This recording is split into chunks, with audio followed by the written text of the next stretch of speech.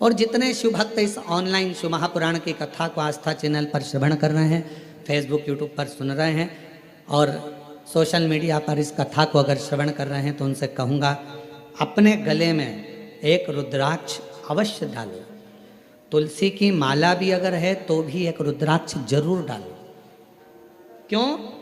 अगर गूगल पर सर्च करोगे, फेसबुक यूट्यूब पर सर्च करोगे, इंस्टा पर सर्च करोगे, तो उसमें आपको मालूम पड़ेगा एक रुद्राक्ष यदि हमारे गले में होता है तो हमारी बीपी, शुगर, थायराइड इन सब को लेवल में रखता है। और वो ना शुगर बढ़ने देता है, ना शुगर घटने देता है, ना बीपी बढ़ने देता है, ना बीपी घटने देता है। एक रुद्राक्ष अपने गले में होना चाहिए।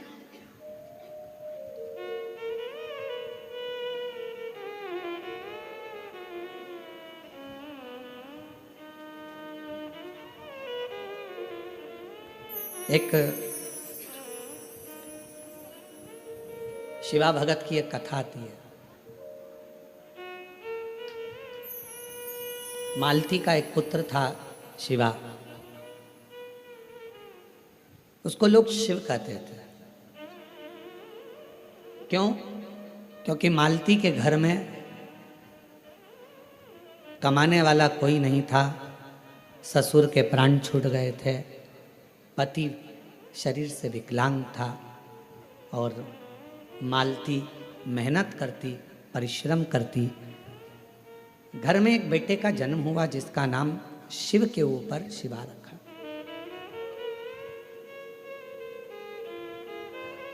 पति विकलांग है, पत्नी कमाने जाती है, मेहनत करती है, परिश्रम करती है। एक अगर घर में तकलीफ है, घर में कष्ट है, परेशानी है, कलिकाल का समय है, कलयुग का समय है, शास्त्र कहता है कि इस कलिकाल में धर्म पत्नी को पति के कदम से कदम मिलाकर साथ देना चाहिए, मेहनत में, परिश्रम में आगे रहना चाहिए।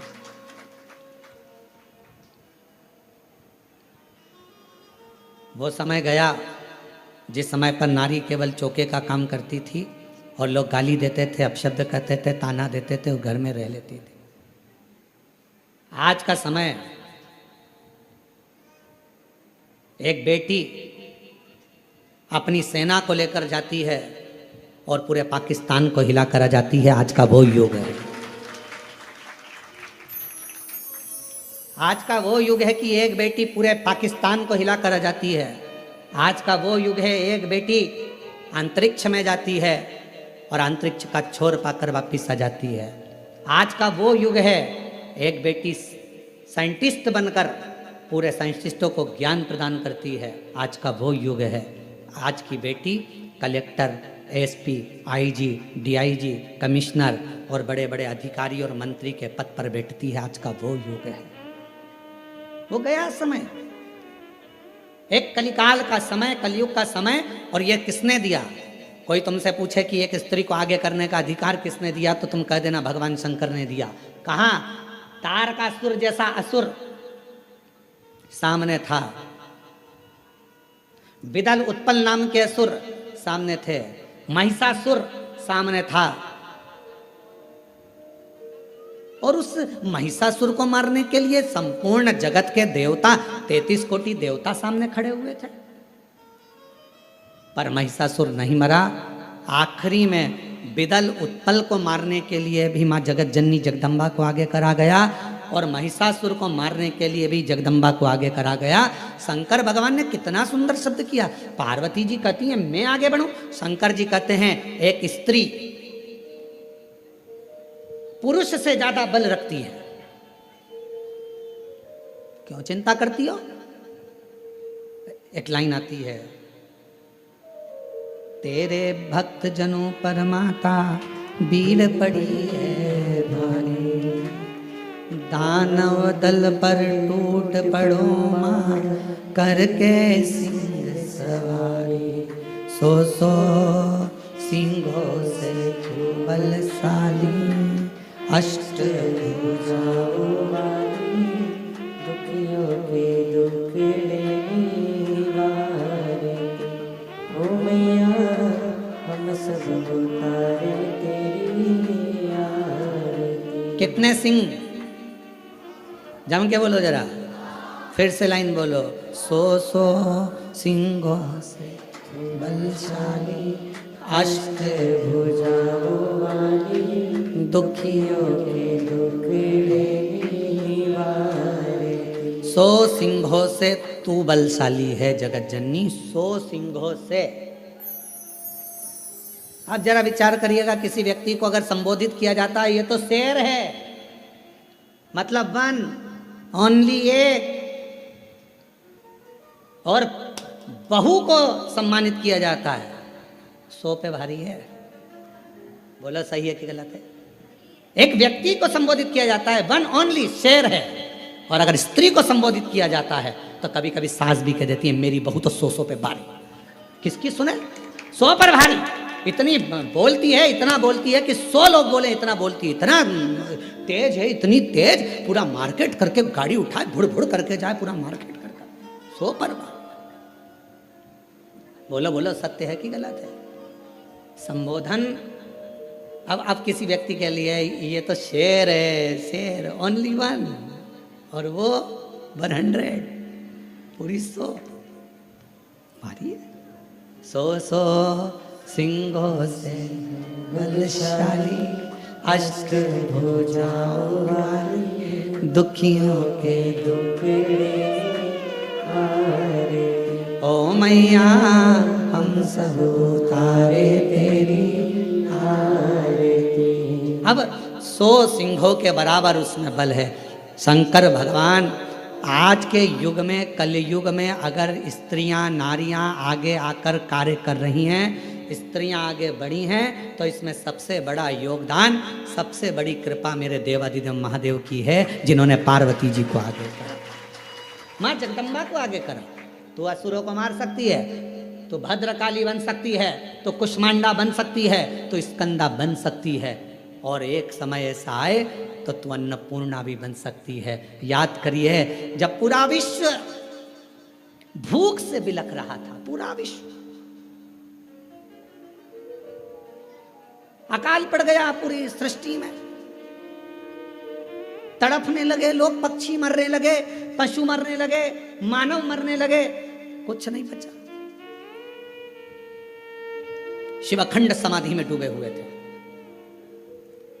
और शंकर भगवान अखंड समाधि में थे। देवता आए शिव जी से प्रार्थना करने के लिए, शिव जी उठते नहीं। ब्रह्मा जी आए, शिव जी उठते नहीं।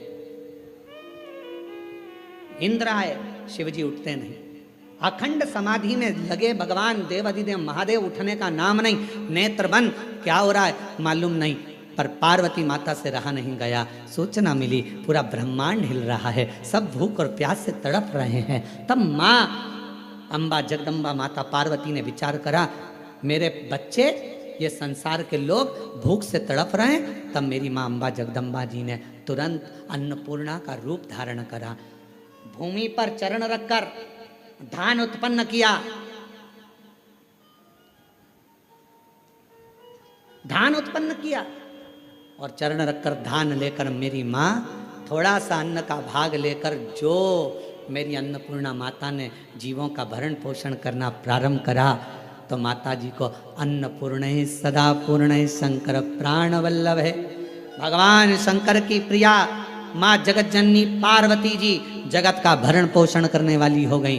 भगवान शिव के नेत्र खुले, शंकर भगवान के नेत्र खुलते से ही उनको भी, जब बहुत हजारों वर्ष की तप साधना कर ली, तो उठते से ही कुछ भूख से भाव में आई, भोजन का भाग मांगने के लिए स्वयं अन्नपूर्णा के दरवाजे पर चले गए। स्वयं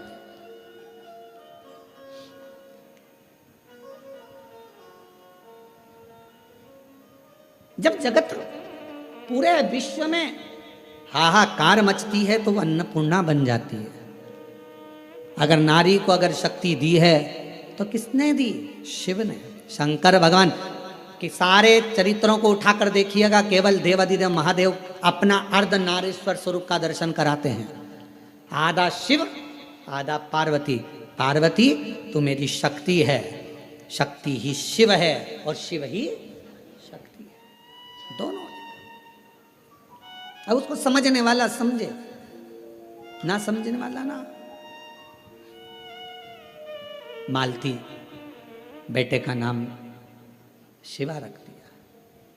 पति पांव से विकलांग था, करता कुछ नहीं था, अकेली मेहनत करने जाती है, परिश्रम कर। अब दुनिया की रीति है, जब एक नारी पुरुष की तरह आगे बढ़कर काम करती है और आगे बढ़ने का प्रयास करती है तो दुनिया के लोग ताना देने का प्रयास करते हैं। उसका विल पावर कमजोर कैसा करा जाए, उसको तोड़ा कैसे जाए, उसको झुकाया कैसे जाए, उसको अंदर से तोड़ने का प्रयास करते हैं। पर जितनी भी मेरी बेटियां इस कथा को सुन रही हैं, जितनी मेरी जीजियां इस कथा को सुन रही हैं, जितनी मेरी माताएं इस कथा को श्रवण कर रही हैं, दुनिया का कोई व्यक्ति तुम्हें कितना भी ताना दे दे, कितनी भी गाली दे दे, तुम्हारे ऊपर कितना भी अपशब्द कह दे, तो भी अंदर से टूटना मती, दमदारी से चलते रहना, आगे बढ़ते रहना। तुम्हारा कर्म तुम्हारा जवाब देगा, तुम्हारा कर्म तुम्हारा जवाब देगा। तुम तो बढ़ते चलो, हाथी की अलमस्तता में आगे बढ़िए, कुत्ते पीछे चिल्लाते रहेंगे। कुत्तों की वो औकात नहीं होती जो सामने आकर भोग दें, कुत्ता हमेशा पीछे ही भोगता है। तुम अपनी अलमस्ती में चलो मेरी बहनों, तुम अपनी अलमस्ती में चलिए मेरी जीजियों, अपनी लगनता, अपनी कर्मता। मैं मेहनत करूंगी, पढ़ाई करूंगी, परिश्रम करूंगी, मैं आगे बढ़ूंगी। लोग ताना देंगे, अपशब्द कहेंगे, गालियां देंगे, आपके बारे में आड़ा टेढ़ा विचार रखेंगे, पर आप एक हाथी की तरह बढ़ते चले जाना, क्योंकि कुत्ता पीछे ही भौंकता है, हाथी के सामने नहीं आ पाता। कुत्ते का काम है पीछे भौंकना, वो हाथी के सामने नहीं आ पाता, क्योंकि कुत्ते को भी मालूम है कि हाथी के पांव में वजन है, सामने आऊंगा तो दुमस देगा, इसलिए कुत्ता केवल पीछे ही भौंकता है, उसके वहीं तक सामर्थ्यता है।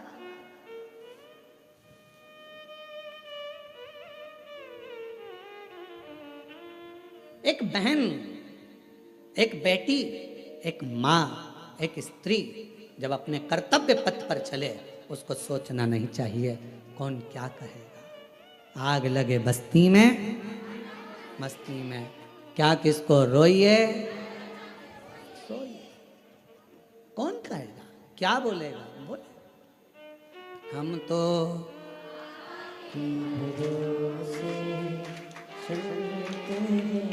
हम तो बाबा के भरोसे चलते हैं, ये दुनिया वाले जलते हैं, ये दुनिया वाले जलते हैं, डमरू वाले के भरोसे चलते, काशी वाले के अपनी मस्ती में मेरी बहनों, मेरी जीजियों, मेरी बेटियों, अपनी मस्ती में अपने कर्तव्य पथ पर आगे बढ़ो। गली गली में कुत्ता मिलेगा, क्या हाथी सबसे भिड़ता है? बोलो बोलो, जम के बोलो। गली गली में कुत्ता मिलेगा, क्या हाथी सबसे भिड़ता है? नहीं। हाथी को मालूम है यह भोगता रहेगा, अपन बढ़ते रहेंगे, फिर अगले गांव जाएंगे, फिर अगली जगह जाएंगे, फिर चिल्लाएंगे। इनका फर्ज है चिल्लाना, क्योंकि पैदा ही इसलिए हुए हैं कि इनको चिल्लाना ही है। अपना कर्म, अपना कर्तव्य, अपने को आगे बढ़कर जाना, अपना कर्तव्य, आगे बढ़ते चलो, बढ़ते चलो। शिव कथा कर रही है। मालती ने विचार करा कि घर को चलाना है, बेटे का जन्म हुआ है, बेटे का नाम शिवा रखा है। शिव कहती है माँ। धीरे धीरे बच्चा एकांत रहने लगा, समय बीता। एक दिन माँ काम में लगी रहती, बच्चे को घर में जब भरण पोषण का कुछ ना पड़ा, कुछ नहीं, जिस जगह पर माँ काम करती थी उसी जगह पर उस बच्चे को काम पर लगा दिया और कह दिया मेरा स्वास्थ्य ठीक नहीं, सेठ जी मैं आपकी दुकान पर, आपके घर पर कार्य करने नहीं आ सकती, अब मेरा पुत्र है। ये कथा कोई पुरानी नहीं, इसी कलयुग की है, इसी कलयुग। आपके यहाँ ये मेरा पुत्र आएगा। छोटा सा लड़का, 9 वर्ष की उसकी आयु, सेठ जी के घर कार्य करने जाता तो सेठ जी का गांव बहुत दूर था। वहाँ से आता, बेटे को भय लगता, डर लगता, क्या करे। माँ के पास आकर बोला माँ, सेठ जी कभी रात्रि को छोड़ते अकेले जंगल में आने में मुझे भय लगता है। माँ कहती क्या भय? हाथ पकड़ा बेटे का माँ ने, शंकर भगवान के शिवालय में लेकर गई, शिव जी के गले में पड़ी हुई रुद्राक्ष की माला निकाली, माला निकालकर बेटे के गले में डाल दी और कह दिया केवल तू अकेला नहीं, तेरा महादेव तेरे साथ चलेगा, हर पल हर घड़ी हर क्षण रहेगा। और मालती की कथा कहती है, भगवान शंकर का चरित्र कहता है, रात्रि के समय पर बेटा शान से धड़क बेधड़क चलकर आता था। एक समय कोई प्रेत सामने से, कोई प्रेत पेड़ पर से लटकता हुआ दिखा। इस बालक को भय ना लगा, इसने हाथ जोड़कर प्रणाम कर कर कहा, तुम कौन हो? कौन हो? कहा, मैं प्रेत हूं, अधोगति में मरा हुआ हूं, मेरी गति नहीं, मेरी मुक्ति नहीं। तो फिर आपका मोक्ष नहीं हुआ तो मेरे जैसे मनुष्य को आपकी वाणी क्यों सुनाई दे रही है?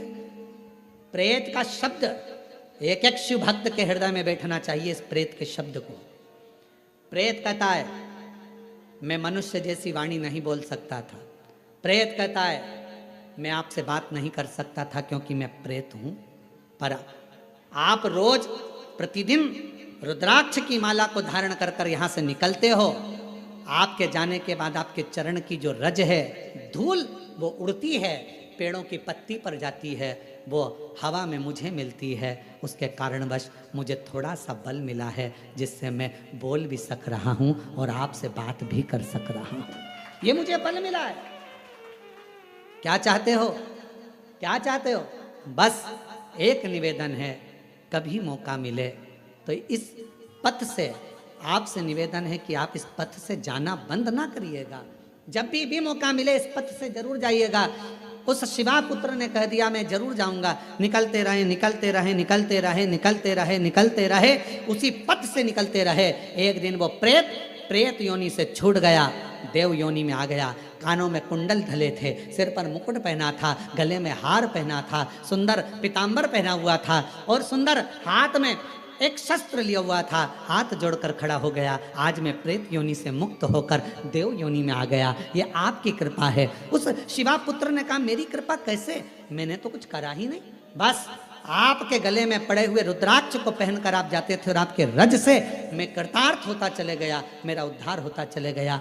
उस प्रेत ने जो कहा, कितनी सुंदर बात कही। अगर रुद्राक्ष पहनकर कोई संसार का मनुष्य किसी मार्ग से निकल कर जाता है तो ना जाने कितने कितने प्रेतों का और जीवों का कल्याण करते करते जाता है। सांसारिक मनुष्य की तो बात ही दूसरी है। और शंभो शरण मांगो दुख काटो दया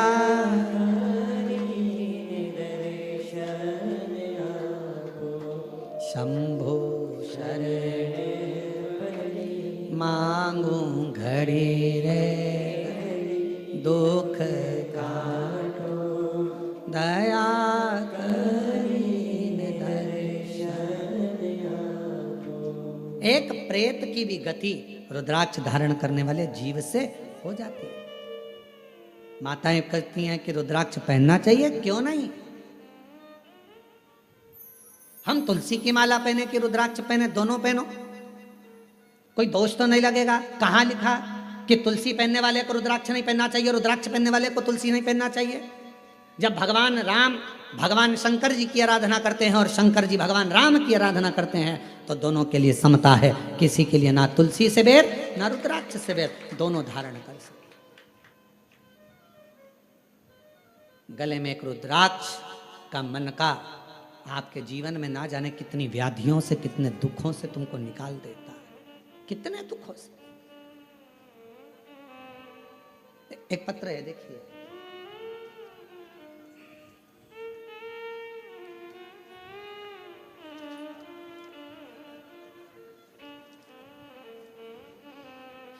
रुक्मणी पटेल, शिव नारायण पटेल, ग्राम रामपुर, जिला कोरबा,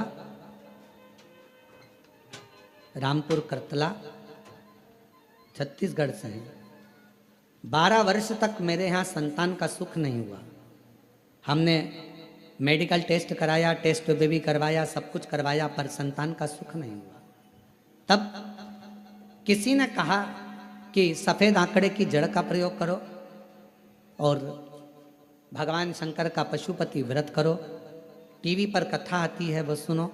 हमने सब कुछ किया, फिर बाद में जब संतान का सुख नहीं आया तो फिर वापस व्रत किया और कोकड़ी में आपकी कथा थी वो श्रवण करी।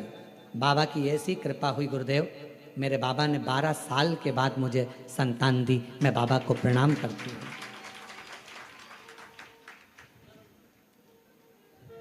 एक पत्र और बड़ा सुंदर है।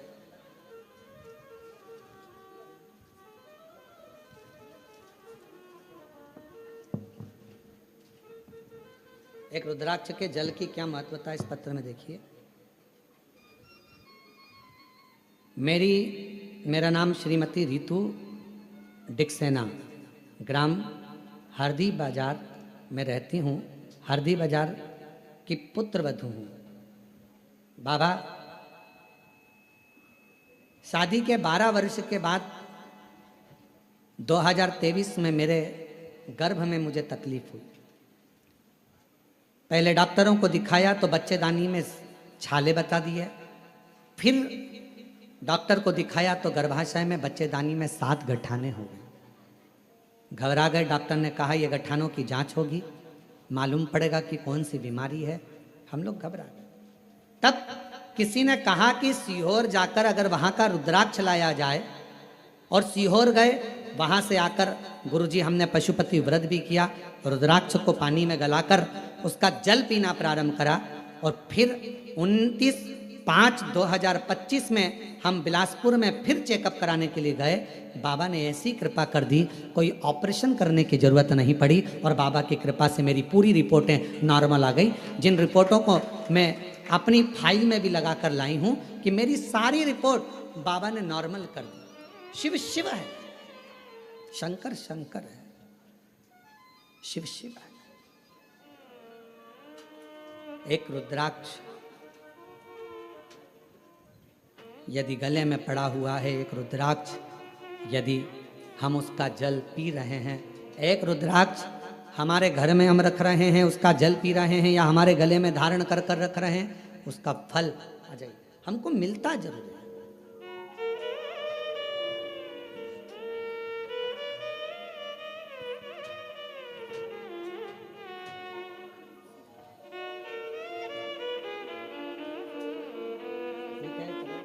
इसको हो गया था प्रॉब्लम, ठीक है। बाबा की कृपा। आप ही को तकलीफ हो गई थी, बच्चादानी में 7 गठाने हो गई थी और छाले पूरे बच्चादानी में हो गए थे। डॉक्टर की कृपा, भगवान शिव की करुणा और साथ में शिव की उदारता से रुद्राक्ष के जल से आज पूरी बच्चेदानी की गठाने भी गल गई, छाले भी समाप्त हो गए और शिव की कृपा। और तेरी कृपा का क्या है भरोसा, कब किस पर हो जाए, जरा सी हम पर कर दो, जरा सी हम पर कर दो। तेरी कृपा का क्या है भरोसा, कब किस पर हो जाए, जरा सी हम पर कर दो, जरा सी हम पर कर दो।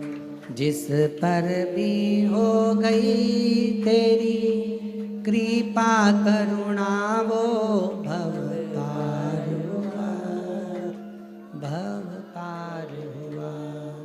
पापी हो चाहे जितना, उसका भी बाबा उद्धार हुआ, उद्धार हुआ।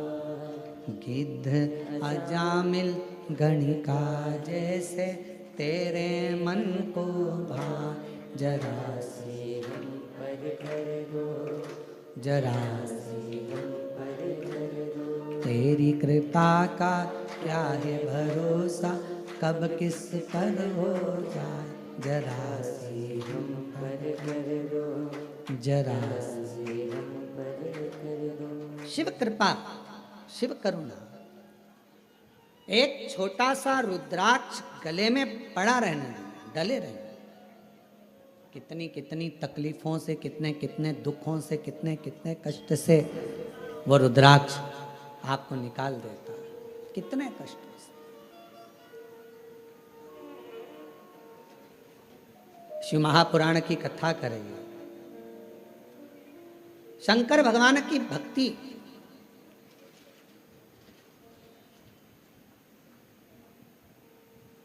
किसी का भला करने में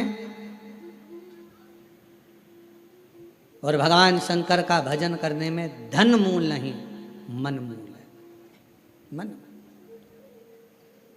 आप कितना भजन करते हो, धन से भगवान कभी प्रसन्न नहीं हो सकता।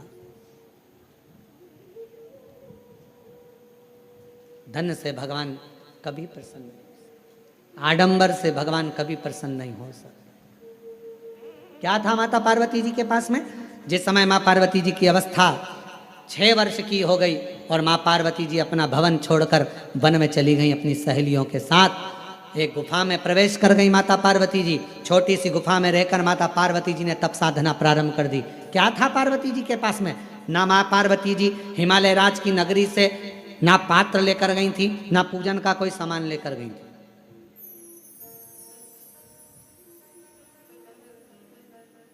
कोई वस्तु माता पार्वती जी लेकर नहीं गई।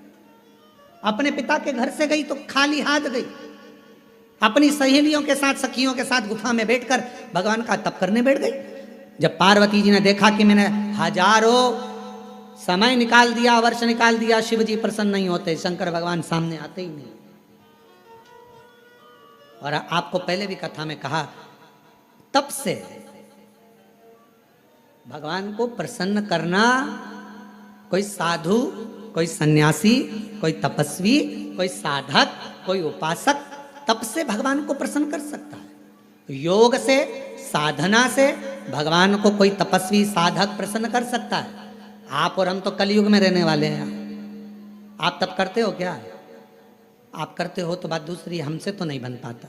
हमसे तो केवल एक ही काम बनता है, सारी समस्या का हल जय। तप हमसे भी नहीं बनता। कोई हमसे कहे तुम साधना में बैठते हो, नहीं साहब, हम तो एक ही काम करते हैं, जय सुबह से लेकर शाम तक जितना समय मिलता है, श्री शिवा नमस्तु, श्री शिवाय नमस्तु। फिर कोई पूछे आपने क्या खाना छोड़ दिया, आप क्या फलाहार करते हो, तो हम जहाँ रुके हुए हैं वहाँ आकर हमारी जीजियों से पूछना, जो प्रसाद बनाती हैं उनसे पूछना क्या व्रत रखते हैं? नहीं, भोजन करते, 2 रोटी सुबह, शाम को 1.5 रोटी, इससे ज़्यादा नहीं। भजन का बल, स्मरण, अपनी भक्ति। और छत्तीसगढ़ आते हैं तो चावल जरूर खाते हैं, वो जरूर पाते हैं।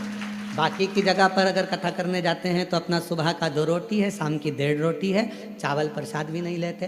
कोई बाजार का तुम्हारा मीठा वीठा कुछ आप पूछिएगा, जो प्रसाद बनाते हैं कोई मीठा वीठा बाजार का नहीं, कोई चीज़ें नहीं, केवल साधारण भोजन, बाबा का भजन और आनंद। इससे ज़्यादा क्या करना? भक्ति करो, भजन करो, स्मरण करो, कीर्तन करो, मंत्र जाप करो, श्री शिवाय नमस्तुभ्यम जपते जपो। जितना भजन कर सकते हो उतना करो, जितना मंत्र जाप कर सकते हो उतना।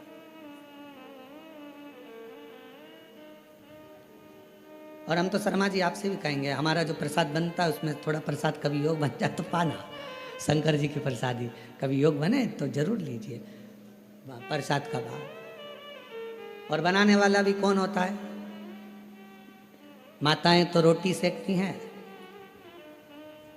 और हमारे पंडित जी सब्जी से बनाते हैं, या आशीष भैया सब्जी बना देते हैं। जो भाजी अपने बच्चे लोग बनावे, पा लिया आनंद। शिव तत्व की प्राप्ति हो, शिव तत्व। ना हमसे तप बनता, और हमें भरोसा है आपसे भी नहीं बनेगा। आपसे कोई कहते पेड़ के नीचे बैठी रहे, सिर पे पल्लू लेके बैठी 4 घंटे तक, बनेगा? घर छोड़ सकते हो? नहीं। नदी पर जाकर बैठ सकते हो? थोड़ा सा नदी में पानी बड़ा बारिश में तो पीछे खसक जाओगे, तुरंत नहीं बन सकता। ना हमसे तप बन रहा है, ना साधना बन रही है, ना हमसे कोई ऐसा व्रत बन रहा है। पहले के व्रत आज के व्रत में अंतर है। आज के व्रत में तो पेट भरकर फराल कर लो, फिर भूख लग जाती है, फिर सेव फल खा लिया, केला खा लिया, पपीता खा लिया, रात्रि के फिर फलहार की तैयारी, फिर वो खाने के बाद फिर दूध पीने की तैयारी, फिर आधी रात को फिर पति को नींद नहीं आ रही, पति बोले तेरा व्रत है, हाँ आज एकादशी है। पति ने मन में सोचा 11 बार खा लेती एकादशी पूरी हो जाती, क्यों ना खा। व्रत नहीं, ना हम तप कर पा रहे, ना साधना कर पा रहे, ना व्रत कर पा रहे कली काल में। इसलिए तुलसीदास बाबा ने लिख दिया कलियुग केवल नाम धारा। इसलिए तुलसी बाबा ने लिखा कलियुग में कुछ नहीं बने तो एक काम करो, राम राम राम राम जपते रहो, शिव नाम जपते रहो, कृष्ण नाम जपते रहो। तुम्हारे दिल में जो बैठ जाए, जिसका तुम भजन कर सकते हो उसको भजो। भगवान का भजन करने में मन लगा लो। तुम जितना जपोगे आडंबर से दूर रहोगे, तुम जितना जपोगे सबसे दूर रहोगे। इसलिए कलिकाल में एक नियम बना लिया, सारी समस्या का हल जल। फुर्सत मिले 2 मिनट जाओ शंकर जी को जल चढ़ाओ। अपने शिव के लिए अगर तुम 2 मिनट का समय मंदिर जाने का निकाल लोगे तो भगवान शंकर भी अपने समय में से तेरा दुख हरने के लिए तेरे दरवाजे पर आकर खड़ा हो जाए। समय निकालो। आजकल का जमाना यही है, तुम किसी के यहाँ जाओगे तो कोई तुम्हारे यहाँ बोलो तो आएगा। बहन के घर शादी में जाओगे तो बहन तुम्हारे घर शादी में, तुमने अपनी बहू को भेज दिया तो वो भी बहू को भेज देगी। और तुम्हारे जाने में और बहू के जाने में अंतर है। बहू शादी में जाती है, काम वाम नहीं करती, कुर्सी पर डेंटिंग पेंटिंग करके बैठ जाती है। काम करेगी क्या? नहीं। मौसी सास की आई है, फैलारा पड़ा है तो पड़े रहने दो, सामान पड़ा है तो पड़े रहने दो। पर बहन के घर शादी में बहन जाती है, जितना सामान आता है, कपड़े आए, मायरे का सामान आया, सारा सामान संभालती है। मिठाई के डब्बे इधर रखेगी, बर्तन उधर रखेगी, सामान उधर रखेगी, बहन संभालेगी, बहू नहीं। अब तुम्हारे यहाँ शादी में तुमने बहू को भेजा तो उसने भी बहू को भेज दिया। तुम आती तो वो भी, तुमने संभाला तो वो भी संभालती। हमारी जीजी ने हमारे यहाँ काम संभाला था भैया, उसके घर काम आया है, हम भी जाके संभालेंगे क्योंकि हमारी बहन ने हमारे यहाँ संभाला था। उसी तरह जैसे तुम अपने रिश्तेदार को शादी में भेजते हो तो वो अपने रिश्तेदार को भेजता है। अब तुमने कह दिया मम्मी कथा हो रही है तुम चली जाओ, तो भगवान भी कह देगा जब अंतिम समय आएगा, ये मरने वाली है, यमराज तू चले जा, तू चले। और अंतर देखिए, बहन आती तो काम करती, भगवान आता तुझे लेने के लिए भोलेनाथ तो नंदी पर बिठा कर ले जाता, डमरू बजाता बजाता। देवराज ब्राह्मण को लेकर गया था नंदी पर बिठा कर, नरसिंह जी को बैठा कर लेकर गया था। और अगर यमराज आता है तो नंदी पर काय पर बिठा के ले जाता है? नहीं, पाड़े की पूंछ से बांध कर ठोकता ठोकता दे धम दे धम दे धम। खूब मोबाइल पे झूठ बोली थी, दे, खूब दिया। दिन भर चैटिंग में लगी रहती थी, दे।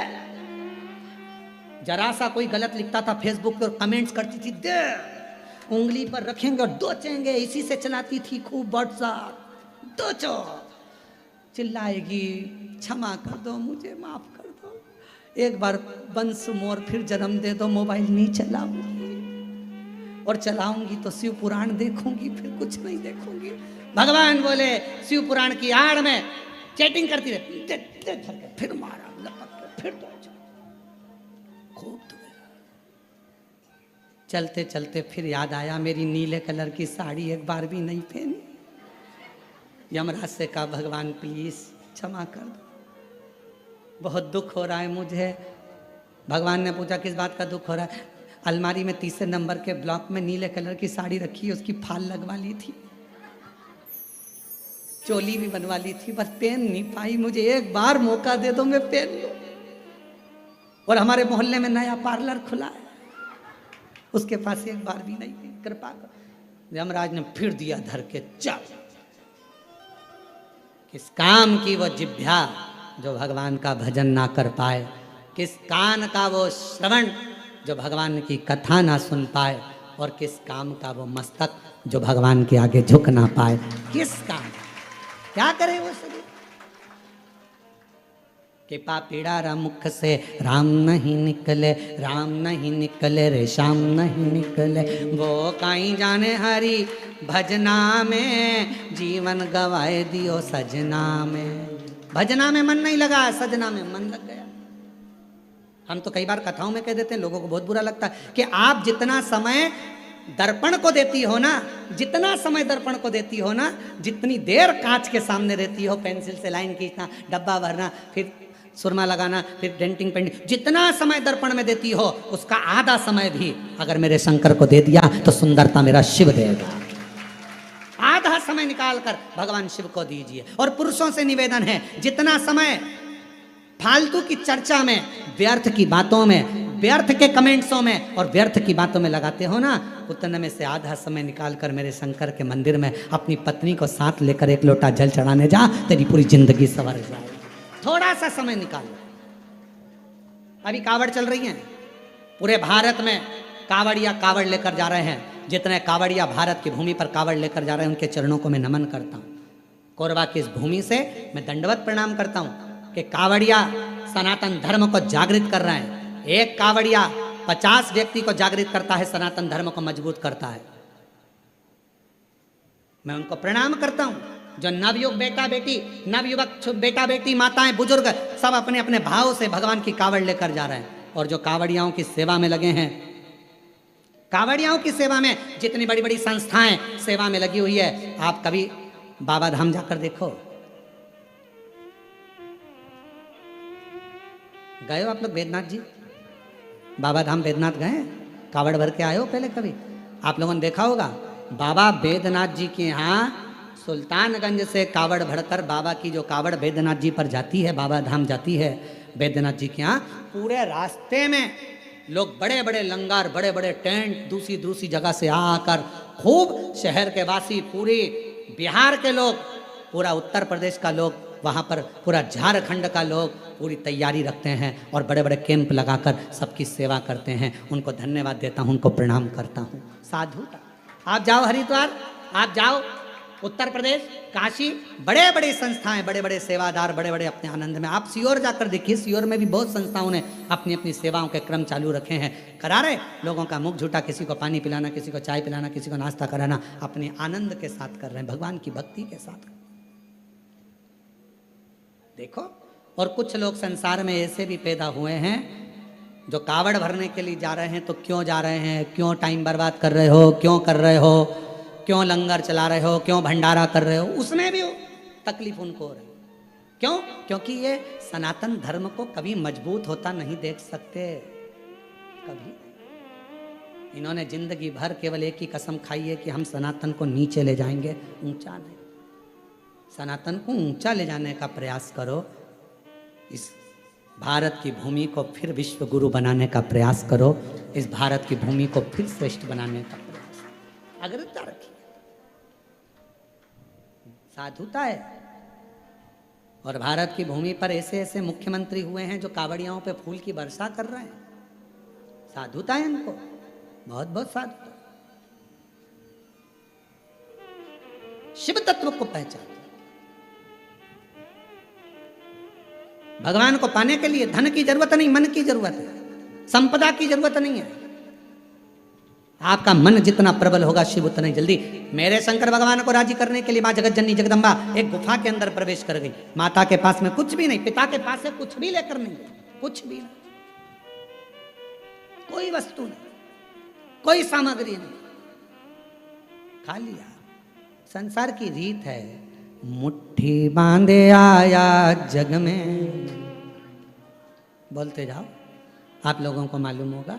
मुट्ठी बांधे आया जग में, लोग कहते हैं हाथ पसारे जाएगा। क्या तू लेकर आया जग में, क्या तू लेकर जाएगा? परशु महापुराण की कथा कहती है, मुट्ठी बांधे आया जग में, हाथ पसारे जाएगा, पर क्या लेकर आया इसका तो नहीं मालूम। पर इतना जरूर है, जो पुण्य तूने करा, जो सत्कर्म तूने करा, जो तूने भूखे को भोजन, प्यासे को पानी पिलाया, वो तेरे साथ जरूर जाएगा। तेरा सत्कर्म तेरे साथ जरूर जाएगा। तेरा सत्कर्म बंद है, बंद है दोनों। तेरा सत्कर्म तेरे साथ जाएगा, तो अच्छा कर्म कर। और जितने अच्छे कर्म से, जितने अच्छे कर्म के अनुसार, जितने कर्म के अनुकूल तो अच्छा कर्म करेगा, उसके अनुकूल तेरे को फल जरूर मिलेगा। फिर निवेदन, मत बुरे कर्म कर बंदे, वरना पछताएगा। भगवान की आंखों से तू बच नहीं पाएगा, तू बच नहीं पाएगा। अरे ओ अज्ञानी मत कर नादानी, अरे ओ अज्ञानी मत कर नादानी। तेरे कर्म का फल भी तू ही पाएगा, जैसा किया तूने तेरे आगे आएगा। मत बुरे कर्म कर बंदे, वरना पछताएगा। भगवान की आंखों से तू बच नहीं, हो गया, तू बच नहीं पाएगा। अरे ओ अज्ञानी मत करना। अपने कर्म का दंड अपने को भोगना, पर दुनिया को अपना कर्म दिखता कहाँ है?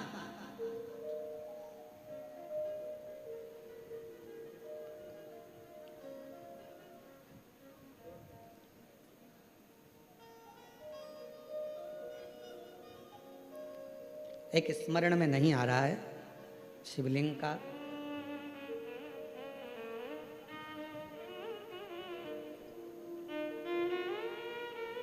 ओमकारेश्वर में कौन कौन गया है? ओमकारेश्वर गए हो आप लोग? ओमकारेश्वर की, फिर बंद हो गए। ओमकारेश्वर की जब आप परिक्रमा करेंगे और ओमकारेश्वर की परिक्रमा करते समय जब आप ऊपर पहाड़ी की ओर बढ़ेंगे, ओमकारनाथ जी की पहाड़ी की ओर बढ़ेंगे, एक गौरी केदार मंदिर आता है, गौरी शंकर मंदिर। ये गौरी केदार या गौरी शंकर मंदिर का स्मरण होगा तो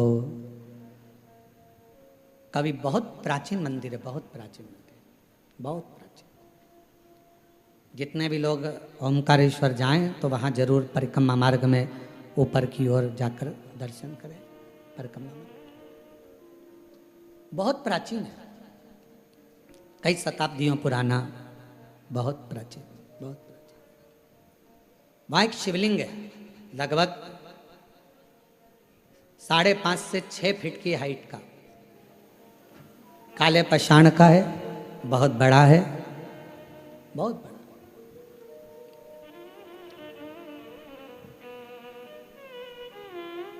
जब मुगलों का राज्य हुआ,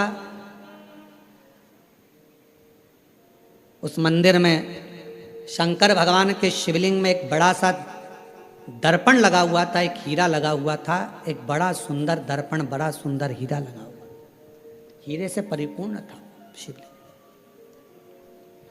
उस दर्पण का काम क्या था?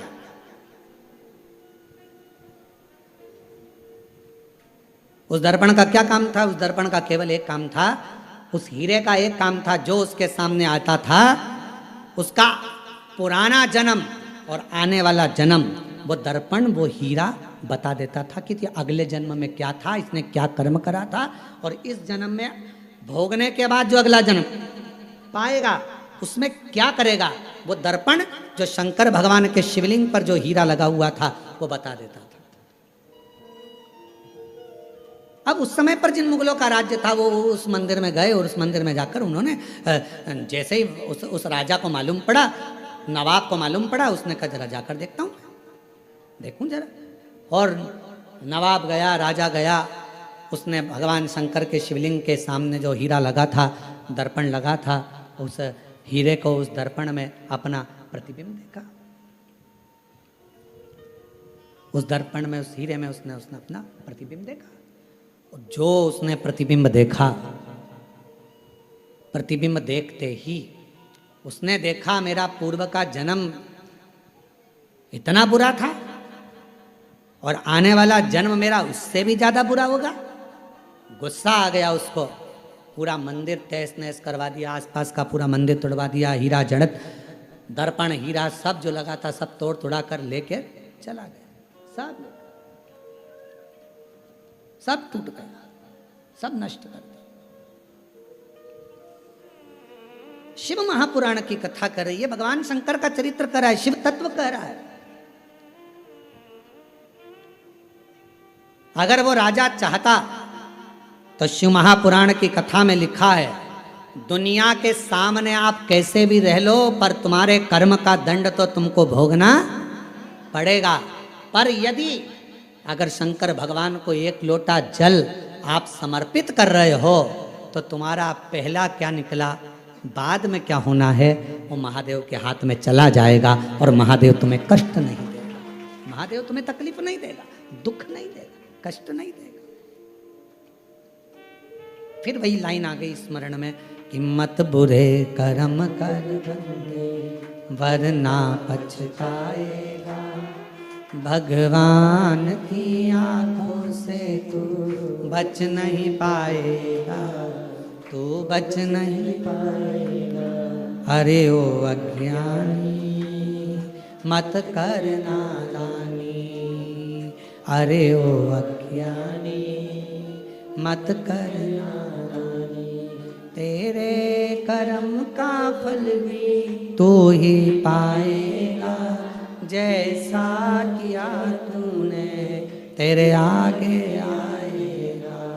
मत बुरे कर्म कर बंदे वरना पछताएगा, भगवान की आंखों से तू बच नहीं पाएगा, तो बच नहीं पाएगा। शिव महापुराण की कथा कर रही है, भगवान शंकर का चरित्र कर रहा है। कोई दिखावा, कोई धन, कोई दौलत पार्वती जी लेकर नहीं गई। तप करने के लिए माँ पार्वती जी बैठी, तब से शिव प्रकट नहीं हुए। साधना करने पार्वती जी बैठी, प्रकट नहीं हुए। सारा व्रत, सारा उपास, सारी साधना, सारा तप पार्वती जी ने कर लिया, शिव प्रकट नहीं हुए। तब सखी ने कहा, तब सखी बोली, सहेली ने कहा, पार्वती मैंने सुना है शंकर भगवान एक लोटे जल से प्रसन्न हो जाते हैं। मैंने सुना है शिवजी एक बूंद जल चढ़ जाए शिव प्रसन्न हो जाते हैं। थोड़ा सा जल चढ़ा, शंकर कृपा करें। और फिर निवेदन करूं सभी श्रोताओं से, सावन के महीने में कथा सुनने वाले सभी श्रोता भाई बहनों से फिर निवेदन करूं, भगवान शंकर की कथा, शिव महापुराण की चरित्र कथा वर्णन कर रही है। कुछ ना बने तो शंकर के मंदिर में केवल कुछ भी ना हो तो केवल घर से एक लोटा जल भरकर जाना, शिव के मंदिर में प्रारंभ कर दो। मेरा देव अधिदेव महादेव करुणा करना प्रारंभ कर देगा, शंकर करुणा करना प्रारंभ कर देगा। जल चल, सारी समस्या का हल हर हर बोल बम का नारा है। सारी समस्या का हल श्री शिवाय, केवल जल चढ़ाना प्रारंभ, और कुछ भी नहीं। शिव स्वीकार करेगा, भगवान शंकर स्वीकार करेगा।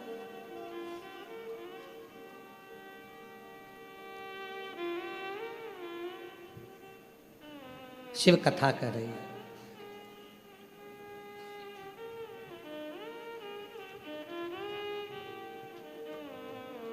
एक गुरु में और एक शिव में एक बहुत बड़ा अंतर होता है।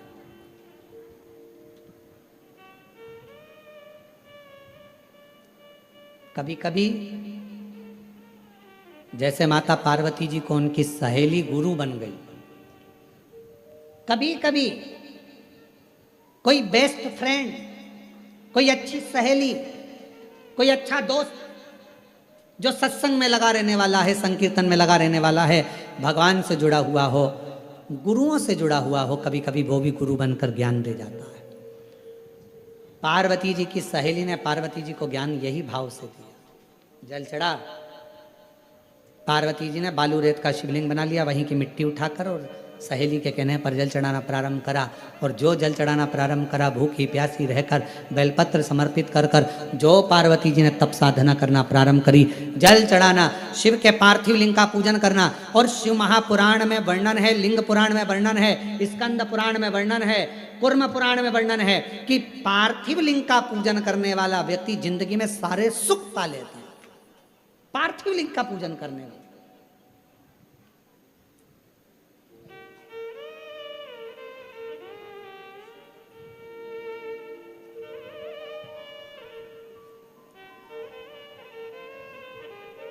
एक माता जी ने एक प्रश्न किया, गुरु जी हमारे यहाँ से नदी बहुत दूर है और हमारे घर में कोई पेड़ पौधा भी नहीं है, तो हम वो भगवान का चढ़ा हुआ जल, भगवान पे चढ़ा हुआ पंचामृत कहाँ समर्पित करने जाए?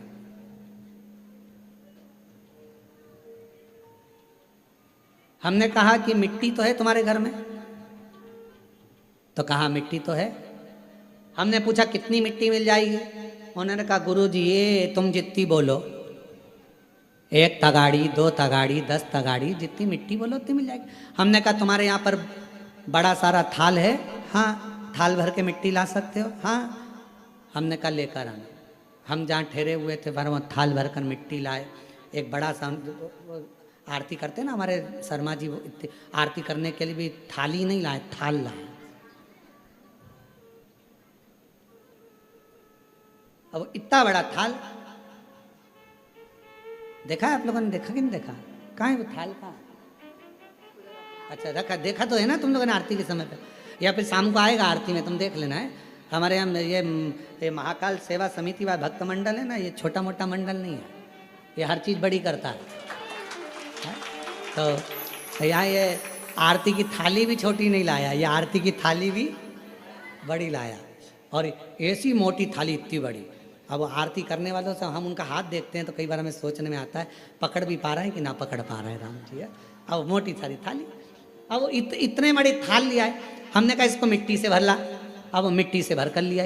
अब मिट्टी से भर कर लाई, हमने उसको बीच का जो भाग था उसमें थोड़ा सा चंदन अगर तगर डालकर सुंदर बढ़िया उसको चंदन का छींटा देकर दही आदि मिलाकर घी मिलाकर उसका शिवलिंग बीच में बना दिया। अब जैसे ये थाली और मिट्टी से भरी बीच में शिवलिंग बना दिया। शिवलिंग बनाकर वहीं उंगली से जलाधारी बना दी। अब हमने कहा इस पर जल चढ़ा, पानी दिख रहा है कहीं पर कि नहीं गुरुजी?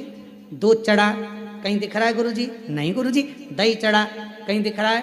शहद दिख रहा है? घी दिख रहा है? नहीं। फिर पानी चढ़ा, कहाँ गया वो शहद? कहाँ गया वो दल? कहाँ गया वो दूध? सब जो थाली में मिट्टी भरी थी सब उसने सोख लिया। शिवलिंग बीच में वैसा की वैसा ही रह गया। और अब उसे विसर्जन कहाँ करे? तो 1 लोटा जल डालना, बाद में पूरा शिवलिंग विसर्जन हो जाएगा। उस मिट्टी को किसी गमले में ले जाके डाल देना। शंकर भगवान अपनी अलमस्ती के आनंद में पार्थिव पार्थिव होता, पार्थिव पार्थिव है। 23 जुलाई को आप लोग जब बाबा का अभिषेक करें, शाम के समय 7 बजे से 8 बजे तक आप और हम बैठेंगे। ऑनलाइन अभिषेक चलेगा श्रावण के महीने का। पार्थिव अभिषेक करते समय शाम को जब 8 बजे विसर्जन का समय आए, आपका मन पड़े दूसरे दिन विसर्जन करो, आपका मन पड़े रात्रि में, शाम के समय जब अभिषेक पूर्ण हो जाए, विसर्जन का जब मंत्र बोल दिया जाए, आप विसर्जन करें। शिवरात्रि का दिन एक ऐसा दिन होता है कि शिवरात्रि की रात्रि को 4 पहर में 4 बार कई भक्त शिवलिंग का निर्माण करते हैं, 4 बार विसर्जन करते हैं।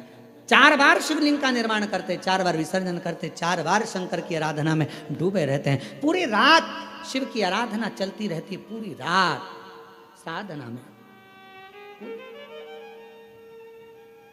और पढ़िएगा शिव महापुराण में सारे लेख आपको मिलेंगे, सारे लेख। शिव महापुराण में एक एक चीज आपको पढ़ने को मिलेगी, कोई अलग से हट कर कुछ। काली मिर्च चढ़ाने का क्या विधान है? गेहूं के दाने चढ़ाने का क्या विधान है? काली तिल चढ़ाने का क्या विधान है? धतूरा चढ़ाने का क्या विधान है? शमी पत्र चढ़ाने का क्या विधान है? बेलपत्र चढ़ाने का क्या विधान है? जो जो चीज 23 जुलाई को चढ़ाई जाएगी उसका सारा विधान आपको आप शिव महापुराण के अंदर मिलेगा। बस पढ़ना उसको, केवल पढ़ो, अध्ययन करो। किसी ने लिख देगा, लिखने वाला लिखेगा ये क्यों चढ़ाया है, इससे क्या होता है, नहीं, अपने पढ़ो, उसको अध्ययन करो। चावल के दाने, गेहूं के दाने, अन्न का भाग, मूंग, ये सब प्रसंग हमारे शास्त्रों में है सब।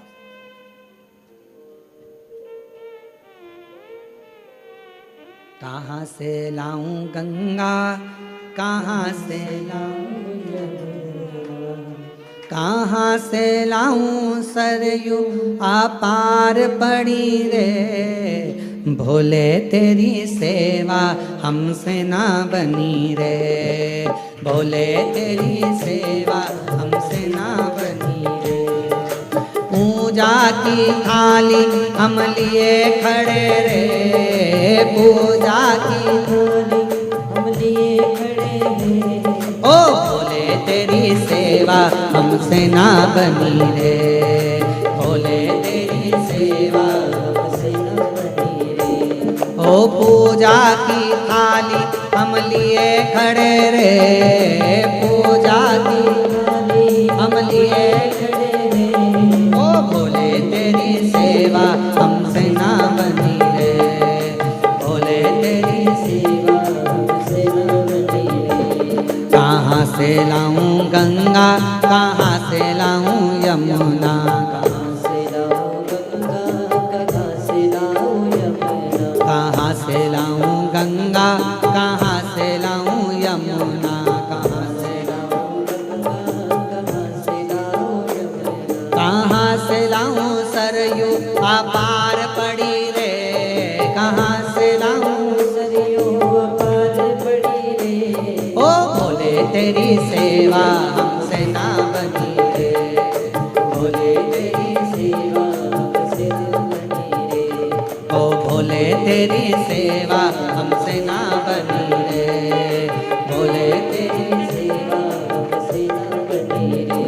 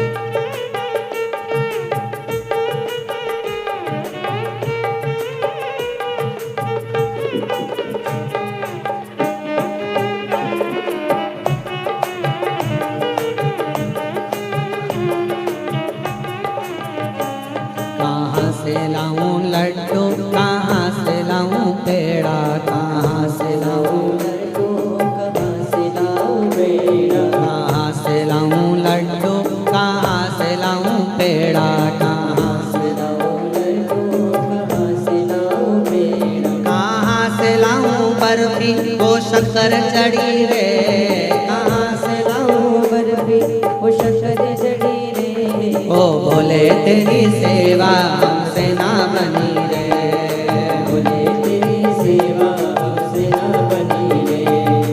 पूजा की थाली हम लिए खड़े रे, पूजा की थाली हम लिए खड़े रे। ओ भोले तेरी सेवा हमसे ना बनी रे, भोले तेरी सेवा हमसे ना बनी रे।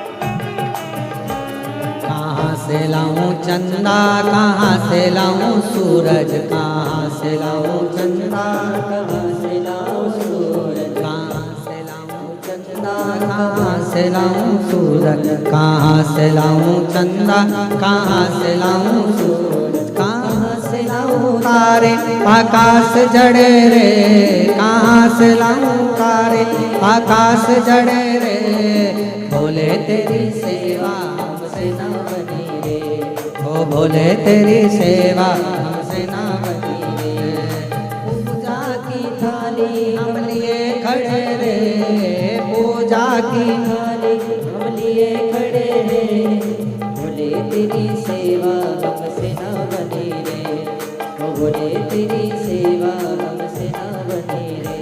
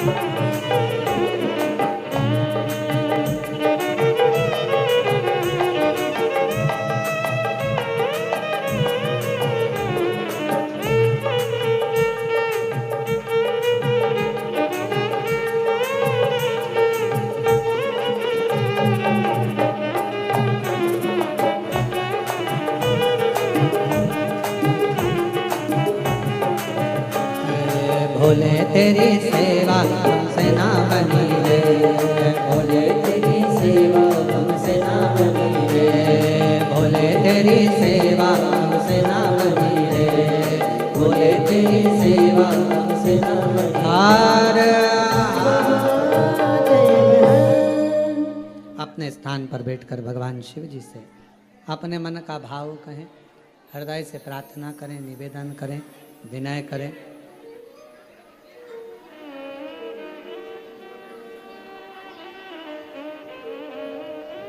भाव से भगवान शिव को विनय करें, निवेदन करें। जहाँ जगह मिले वहाँ बैठकर बाबा को सावन का महीना और शिव महापुराण की कथा दिल से बाबा को प्रार्थना करिए, विनय करिए।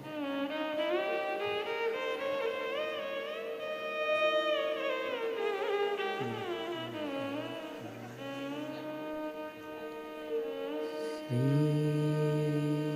शिवा